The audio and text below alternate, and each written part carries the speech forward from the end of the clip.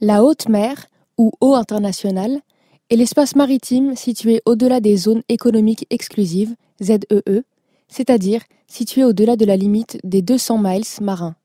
Elle couvre aujourd'hui 64% des mers et des océans de la planète. La haute mer peut être décomposée en 3 parties.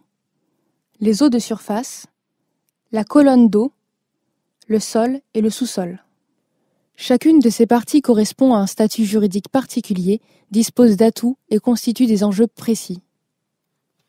Les eaux de surface de haute mer ne relèvent d'aucune souveraineté des États côtiers. Le principe de liberté prévaut, c'est-à-dire que s'y applique la liberté de navigation pour tous les types de navires, comme la liberté de survol par des aéronefs.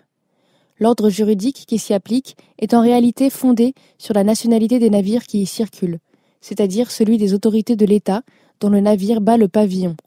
Les États côtiers disposent seulement d'un droit de poursuite lorsque la poursuite a commencé dans une zone relevant de la juridiction de l'État poursuivant. Toutefois, cela n'empêche pas des pratiques excessives, comme la pêche illégale d'espèces protégées. En ce qui concerne la colonne d'eau, aucune souveraineté des États ne s'y applique.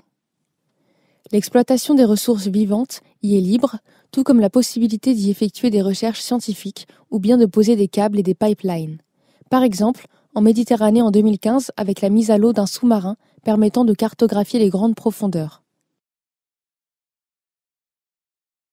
Les enjeux sont, pour la communauté internationale, d'y créer des aires marines protégées, de préserver les ressources vivantes et de sécuriser les câbles et les conduites posées au fond des mers et des océans.